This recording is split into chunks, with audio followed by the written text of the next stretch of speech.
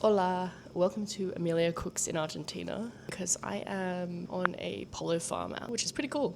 I turned 30 here, which was sick. And it has been a very hot day, but it's my second last night here, and I am going to do an empanada with a spin on it. I'd never had empanadas till I came here.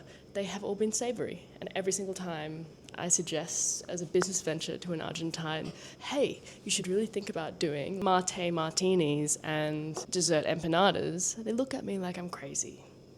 Maybe I am, but I think it's a great idea. So I am going to try and make empanada dough for the first time in my life. And the thing you need to know about Argentina, there is not a lot of options in the supermarket. So there's one type of flour, there's one type of sugar. It's only white, there's no brown sugar. There are no spices. We got some apples, so it's the little things, it's the little wins. But tonight I'm gonna get the dough kneaded up. Empanada dough doesn't take that long to knead. I'm gonna bake them, if I can figure out how the fair flip to use that oven, because I don't know. And I have some other house guests who are currently in the pool outside, and they may walk in the middle of the recording. So apologies in advance if that is the case, but I am going to clip this little friend on, and I'm going to start with, I was going to say the dough, but I feel like the butter isn't quite soft enough yet. It will be soft soon because it's really, really hot. But let's do the apples. Get those rocking and rolling. The idea is if I get most of it done tonight, then I'm gonna have time tomorrow during siesta to get all of the ladies in here and we can fold our empanadas and make it happen. And I also have 1 kilo of Dulce de Leche, which is gonna be awesome to dip freshly cooked apple pie empanadas. And I'm gonna do a spiced pineapple, but I couldn't get any spices, so it's more just like pineapple and sugar. I'm gonna put some of the Dulce de Leche in with the apple, because that's probably the closest thing I have to brown sugar. God, we're good, aren't we? We're really working on our toes here. The next question is, can I find an apple peeler? Probably not. I just found a shitload of tea towels. I found a pair of secateurs. Don't think that's appropriate. Shit. Well, I guess I am going to be peeling these apples the old-fashioned way. So, the thing about Argentine culture, especially in the area we are, is that we have the gauchos, which are like the cool Spanish Argentine version of a cowboy, and they all carry this knife. Now this one is looking a little bit rusty. I am not going to use that because it's blunt as all hell. This very straight and linear cutting board is apparently now my cutting board. While I peel these in a haphazard fashion, you may ask, what are you doing in Argentina? I've been here for a polo camp. Well, actually, it's a polo ranch, and we've been training like 2 times a day for the last 2 weeks. And dear Lord, it's been full on. But these are like actual professionals who do this stuff all the time. Like, that's what they do, day in, day out. They get flown around the world to play polo. This whole process, I really just want to smash it out because I have a big day tomorrow. Last day of training, I already know that they're gonna go hard, and I'm okay with that. It's so hot that I'm literally dripping with sweat right now. It's gonna be a real rustic chop because my knife skills are probably not up to par. And also, they're gonna be little empanadas because we have a lot of people coming. I'm talking like, I think maybe 20 to 25 people because everybody has heaps of kids and it's a family affair. Everyone's coming along, which is gonna be fun. But gotta make sure there's enough empanada to go around. I'm honestly amazed that I've been able to whip up this based on what has been available. When there is a will though, there is a way. Empanada is not a complex thing, and culturally it is something that has been around the world for a long time and across the world. Like, you can go to parts of Asia and get empanadas. It's really that Spanish influence, like Portugal apparently also has a lot of empanadas, Mexico, Philippines. Some of those places do actually have dessert empanadas. I'm not crazy. The beauty of empanada dough is that it takes like 5 minutes to knead. It's not like pasta where you have to really relax the gluten. All right, that is 1 apple cut into tiny pieces. I'm gonna put that in a bowl if I can find one. For some reason, there are a shitload of glass vases, not a lot of bowls. Am I surprised? Do you need help? No, it's all good. I might need some help tomorrow actually like folding them up. Absolutely, I can help you. Do you need my help? No, it's probably okay. Thank you though, chicken. The question after this is how do I turn the oven on? 8 tablespoons of butter. That's a lot of butter. I'm gonna double the recipe in this case, just so I have enough, but I also don't end up using all of the butter. Come on through. How's the pool? Just beautiful. Temperature's wonderful. Got some duck matches. I'm gonna use that one. Oh, Jesus Christ. These are like ridiculously short matches as well, which does not make the job any easier. Alright, little fire. One of my favorite parts about this sauce is it's delicious, but it's very, very quick to put together.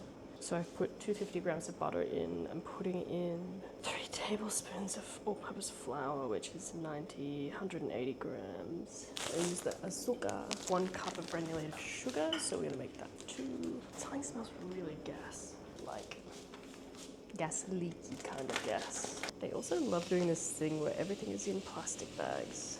I need a spoon. Apparently the plank of wood, our weapon of choice. So I'm just gonna let that melt. Half a cup of water, everyone's a quarter cup, but we're doubling. A large, generous serving of Dulce de Leche. So we've got to get that caramel flavor from somewhere. I love the priorities. The Polo balls are in with the onions. Go off, queen. So I'm just going to let that stir around for a bit.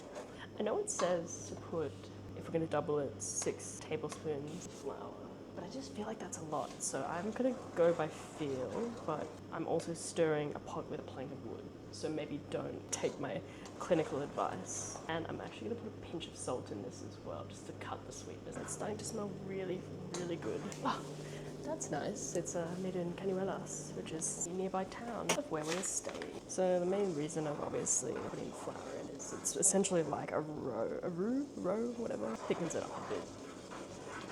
It's going to be going over the beautiful apple pieces. And you don't want to be too slimy, too liquidy. My spidey senses are telling me that's probably a good amount. So I'm going to just stir, see what happens. Hello, chicken.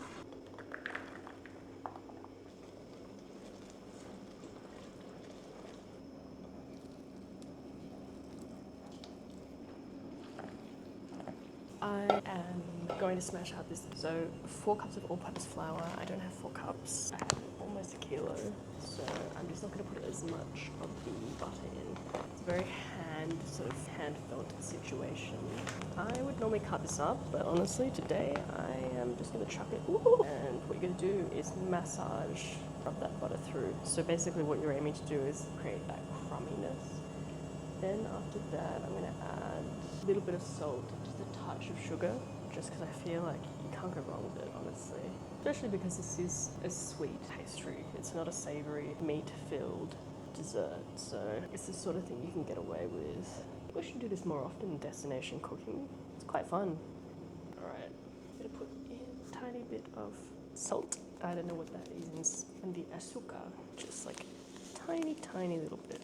Enough to just add a little bit of flavour. If this was Australia, I would actually personally be putting in a little bit of, obviously, cinnamon and nutmeg, because I would have access to that, but I would put into the dough maybe a little bit of vanilla essence. But that's not how we do here. I'm going to wash my hands before I start putting the wet ingredients in, because I hate putting doughy stuff everywhere. And then from here, it is literally half a cup of milk, aka leche, and then 1 egg, mix it all together. I feel like in this case, I'm going to make a little well. Whip up an egg, and then I'm going to knead it for 5 minutes. Ooh, they're so white. Cute. Less cute putting shell in it. I've made such a mess. Cool. Alright, I am now going to knead, and then I'm going to have a shower and go to bed. And leave all of this stuff in the fridge, because otherwise it will all be melted and not very good by tomorrow morning. Okay, bye.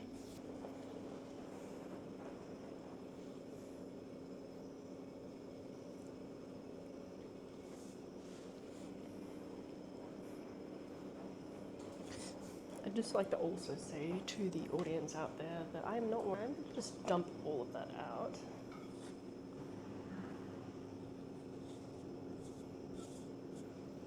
You gotta get messy to get clean.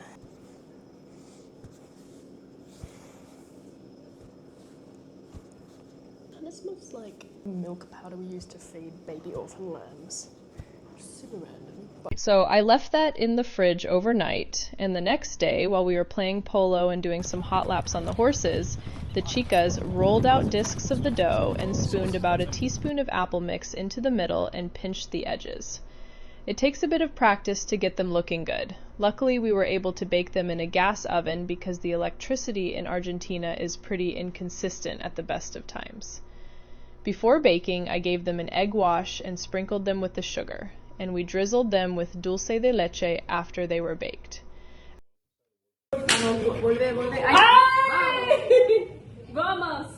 After a ridiculous amount of meat, like we literally had a kilo of meat per person, the Argentine appetite for meat is insane, we had the dessert empanadas in the dark. The kids hated them and thought I was crazy, but the adults loved them. There was a huge storm, so we spent our last night sipping Malbec and learning to salsa. It was sad to leave, but I did take 5 kilograms of dulce de leche with me back to Australia, so the taste of Argentina will be with me until we return next year.